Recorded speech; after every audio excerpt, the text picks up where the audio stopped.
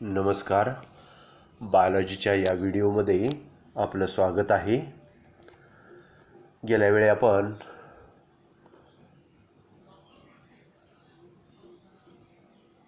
Griffiths experiment पाहिला. Griffiths एक्सपेरिमेंटमध्ये की DNA as a genetic material हे ग्रिफिथने काय केलं, प्रूव्ह करून दाखवलं त्यांच्या एक्सपेरिमेंटनुसार. त्यानंतर हे जे जेनेटिक मटेरियल आहे, DNAच आहे, हे प्रूव्ह करण्यासाठी आयव्हरी, मॅककर्टी अँड मॅकलँड experiment.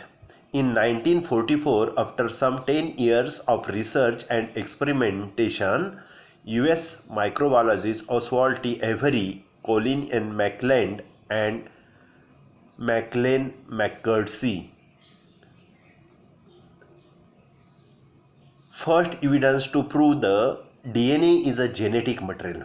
काय झालेलं आहे की यांनी 10 वर्ष संशोधन करून सिद्ध करून दाखवलं की जेनेटिक मटेरियल काय आहे, तर DNAचं जेनेटिक मटेरियल आहे, प्रोटीन्स नाही, हे काय केलेलं आहे, सिद्ध करून दाखवलेलं आहे through their experiment. The purified DNA, RNA and other material from cell-free extract of S cells strain and the mixed with the heat S strain and R strain separately. काय आहे, DNA प्युरिफिकेशन त्यांनी केलं की S strain पासूनचा DNA आणि R strain पासूनचा DNA, purified DNA, RNA and proteins हे घटक त्यांनी काय केले, सेपरेट करून घेतले S स्ट्रेनच्या आणि R स्ट्रेनच्या. Other material from the cells from the extract of S strain and the S strain and the mixed with the heat killed S strain and R cell separately to confirm which one could transform living R strain into S cell.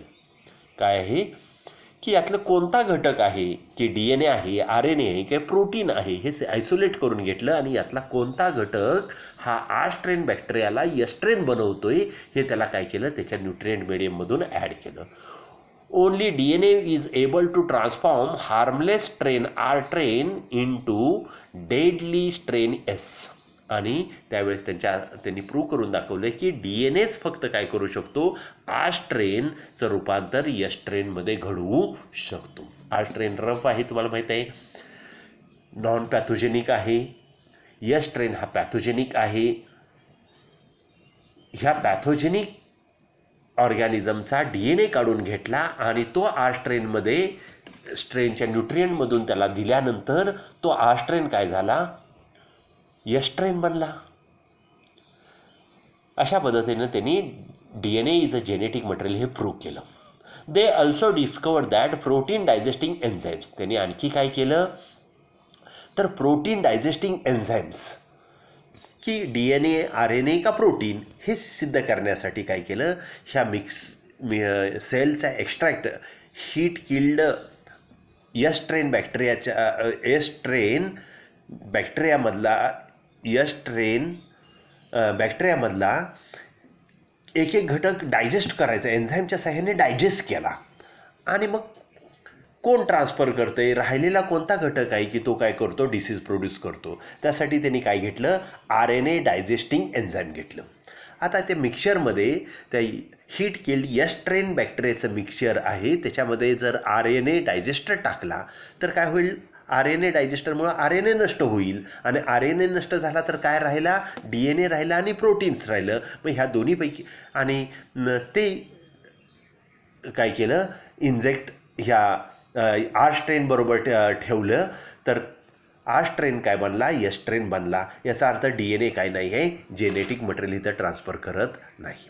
त्यानंतर DNA digested त्यानंतर त्यांनी protein डायजेस्टिंग enzyme घेतलं आणि protein डायजेस्टिंग enzyme त्यात add केलं एक्स्ट्रॅक्टमध्ये S स्ट्रेनमधल्या. आणि protein digest केल्यानंतर RNA आणि DNA हे घटक राहिले तरीसुद्धा काय झाला की त्यांना ते काय झालं, R स्ट्रेन बॅक्टेरियाचं रूपांतर S स्ट्रेनमध्ये झालं. तिसऱ्या वेळेस त्यांनी काय केलं, DNA डायजेस्टर एन्झाईम्स घेतलं आणि ते मिक्सरमध्ये टाकलं. DNA नष्ट झाला, RNA आहे आणि प्रोटीन आहे असा मिक्सर ह्या बॅक्टेरियाला दिलं. तर त्या बॅक्टेरियांना काय झालं नाही, त्या बॅक्टेरियाचं रूपांतर स्ट्रेन बॅक्टेरियाचं रूपांतर स्ट्रेनमध्ये झालं नाही. याचा अर्थ काय आहे, DNAचं जेनेटिक मटेरियल ट्रान्सफर करतो हे त्यांनी काय केलं, प्रूव्ह करून दाखवलं. These experiments prove that the transforming principle is a DNA, but all biologists were not conceived. आणि त्यांनी अशा पद्धतीने त्यांनी प्रूव्ह करून दाखवले की एक एक घटक त्यातला नष्ट केला ह्या मिक्सचरमधला, आणि तो हे कोण DNA काय करतो, जेनेटिक मटेरियल ट्रान्सफर करतो हे त्यांनी प्रूव्ह करून दाखवलं. तरीसुद्धा या संशोधनानं काय झालं नाही, सर्वच शास्त्रज्ञांचं समाधान झालं नाही. Finally after Alfred Hershey and Martha Chase, Hershey Chase experiment म्हणतात. तर हे जे शास्त्रज्ञ आहेत त्यांनी काय केलं, in 1952 prove that DNA is a genetic material and not a protein by using the bacteriophage. त्यांनी काय केलं, बॅक्टेरियोफाजचा वापर केला. बॅक्टेरियोफाज, बॅक्टेरियो म्हणजे बॅक्टेरिया आणि फाज मीन्स इटिंग, बॅक्टेरियाला खाणारे विषाणू व्हायरसेस त्यांनी घेतले की बॅक्टेरियाला व्हायरसेस काय करतात, अटॅक करतात, बॅक्टेरियावरती अटॅक करतात. जसं ॲनिमल व्हायरस ॲनिमलला आजारी पाडतात, प्लांट व्हायरस प्लांटना आजारी पाडतात, त्या रोग पाडतात.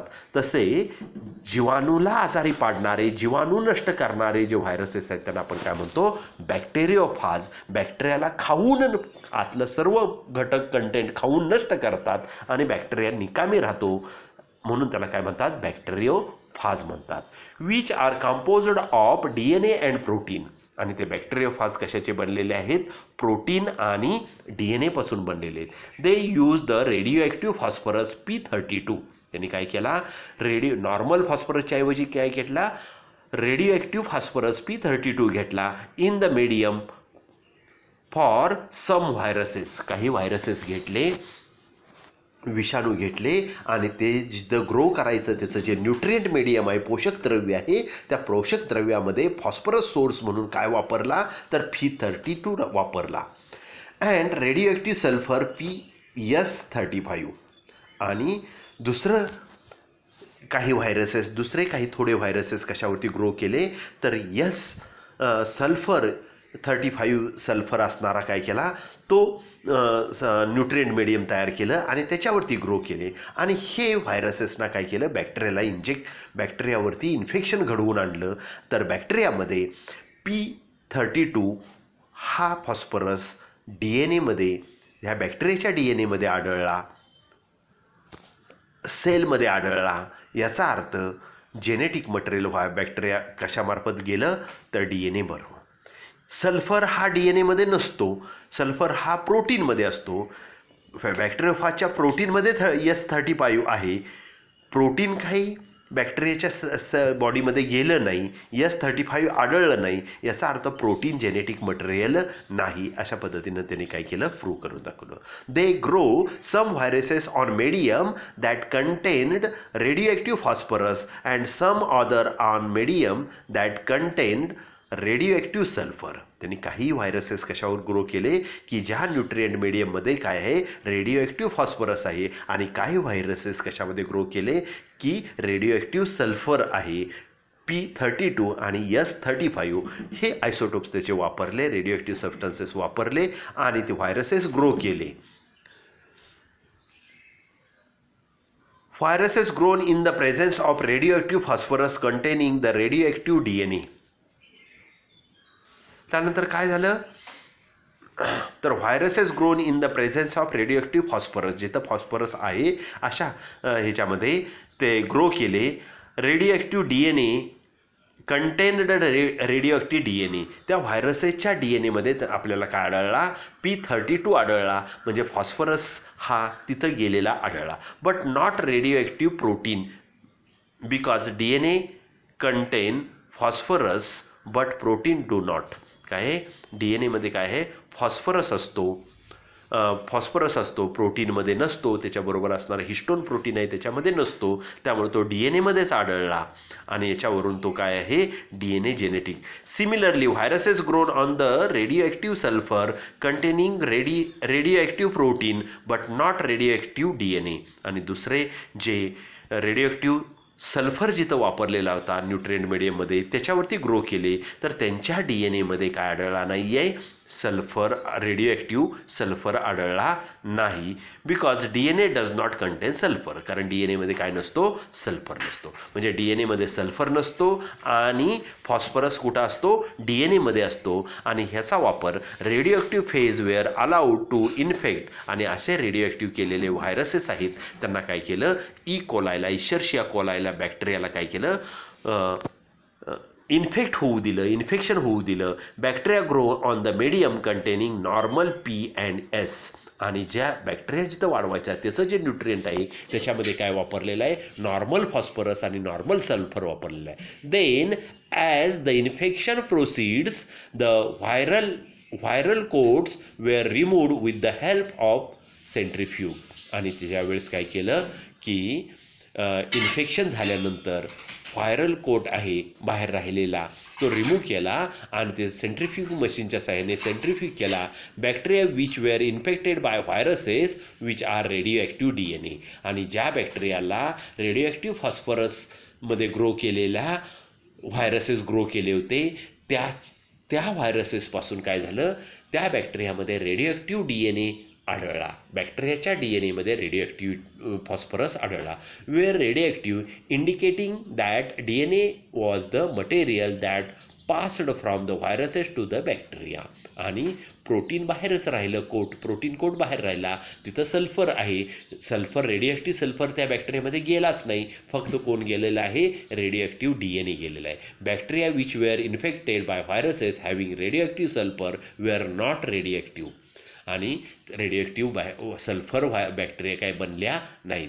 दिस indicate that protein from the viruses did not enter the bacteria. याचा अर्थ असा झाला की काय होतं, प्रोटीन बॅक्टेरियामध्ये काय होत नाही, इंजेक्ट होत नाही किंवा ते ट्रान्समिट होत नाही. Therefore the genetic material that is passed from viruses to bacteria.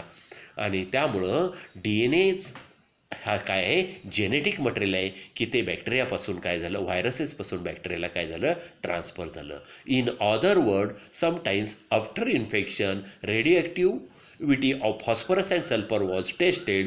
Only radioactive phosphorus was found inside the bacterial cell, indicating that DNA is a genetic material. आणि बॅक्टेरियाचा DNA जेव्हा पाहिला तेव्हा तिथं आपल्याला रेडिओ फॉस्फरस आढळला. याचा अर्थ तो कुणाकडून गेला, व्हायरसेसकडून गेला. म्हणजे जेनेटिक मटेरियल कोण कंडक्ट करतं, तर व्हायरसेस कंडक्ट करतात. हे काय झालं, या ठिकाणी प्रूव्ह झालेलं आहे.